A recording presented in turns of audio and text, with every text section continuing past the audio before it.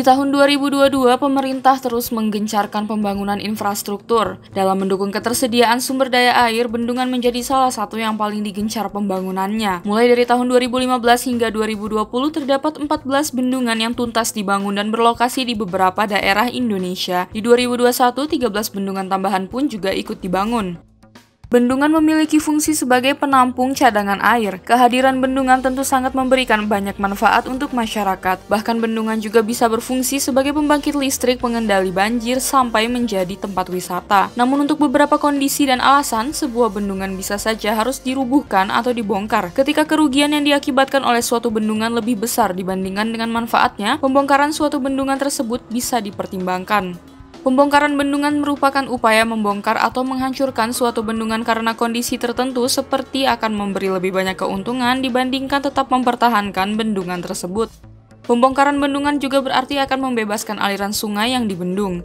Pembongkaran suatu bendungan juga didasari oleh berbagai aspek seperti lingkungan, keamanan, sosial, budaya, atau ekonomi. Ada beberapa negara di dunia yang telah melakukan upaya pembongkaran bendungan, misalnya Amerika Serikat dan Jepang. Dari data di internet, sejauh ini telah ada 1.000 lebih bendungan di Amerika Serikat yang telah dibongkar dalam kurun waktu 100 tahun terakhir. Sedangkan Jepang baru saja melakukan pembongkaran bendungan yang pertama pada 2012 silam, yaitu pada bendungan Arase di Sungai Kuma. Salah satu pembongkaran bendungan yang dilakukan di Amerika Serikat terjadi di Sungai Elwha, Washington. Bendungan Elwha dan Glens Canyon dibangun di tahun 1900-an untuk menjadi penunjang kehidupan masyarakat di sekitarnya. Di Amerika Serikat, permintaan kayu terus-menerus terjadi dan ini meningkatkan adanya penebangan hutan dan salah satunya terjadi di wilayah sekitar Sungai Elwha. Hal ini dengan cepat mempengaruhi aliran sungai dan membuat banyak sedimentasi terjadi pada kedua bendungan tersebut. Karena hambatan sedimentasi tersebut, beberapa spesies ikan salmon terhalang migrasinya ke hulu sungai. Suhu air sungai juga meningkat tinggi dan akhirnya menghambat pertumbuhan ikan sehingga memusnahkan beberapa populasi spesiesnya. Jumlah ikan salmon di hulu sungai berkurang menjadi 3.000 dari 400.000 setelah terjadinya hal itu. Lalu juga fungsinya sebagai pembangkit listrik menurun karena output listrik kedua bendungan jadi berkurang dari yang dibutuhkan.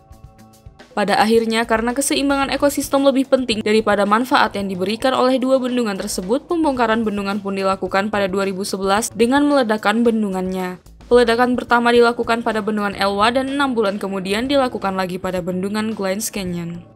Pembongkaran kedua bendungan tersebut tidak sia-sia karena setelah dibongkar ekosistem Sungai Elwha kembali hidup, seperti beberapa spesies ikan yang hilang muncul kembali dan populasinya juga kembali meningkat. Di Indonesia sendiri, sampai saat ini belum ada pernah terjadi pembongkaran bendungan. Permasalahan yang paling umum terjadi dalam bendungan di Indonesia adalah laju sedimentasi yang sudah di luar batas sampai membuat kualitas bendungan menurun. Sedimentasi tersebut bisa mempengaruhi umur efektif suatu bendungan. Biasanya hal yang dilakukan untuk memperbaiki masalah ini adalah dengan mengeruk atau menggali sedimen tersebut. Tetapi terkadang sedimen yang sudah parah membuat upaya pengerukan bisa saja tidak setimpal dengan biaya yang dikeluarkan dan usaha yang sudah dilakukan. Salah satu bendungan di Indonesia yang sempat mengalami masalah serius soal sedimentasi adalah Waduk Gajah Mungkur di Wonogiri, Jawa Tengah. Telah terjadi penumpukan lumpur pada waduk ini. Lumpur pada waduk mencapai jutaan meter kubik. Dikatakan bahwa sumber sedimentasi utama waduk ini berasal dari Sungai Keduang. Karakter sungai yang berhulu di Gunung Lawu sisi selatan tersebut membawa banyak lumpur dari kawasan hulu. Kemudian hal ini juga diperparah karena kawasan hulu semakin gundul oleh budidaya tembakau dan sayuran, sehingga penambahan sedimentasi terus bertambah 1 hingga 1,2 juta meter kubik per tahunnya. Sedimen banyak tertimbun di bagian pintu air sehingga mengganggu suplai air keluar. Pengerukan dasar waduk pun dilakukan untuk waduk ini, karena jumlahnya tidak sedikit, pengerukan pun dilakukan bertahap.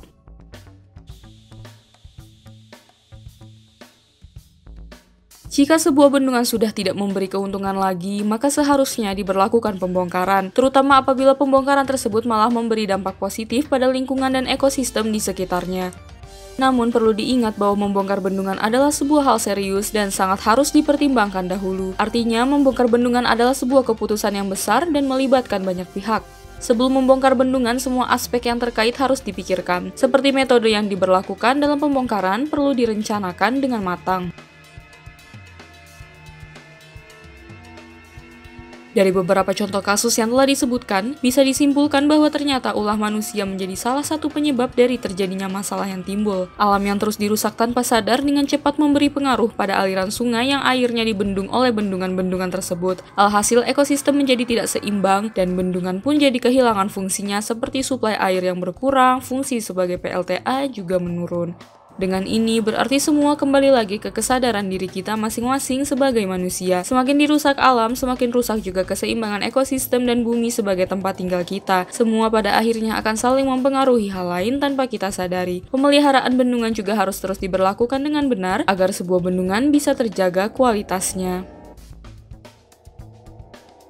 Terima kasih sudah menonton video ini. Jika kalian suka videonya, jangan lupa tekan tombol like dan nantikan video-video spesialis konstruksi berikutnya. Salam konstruksi!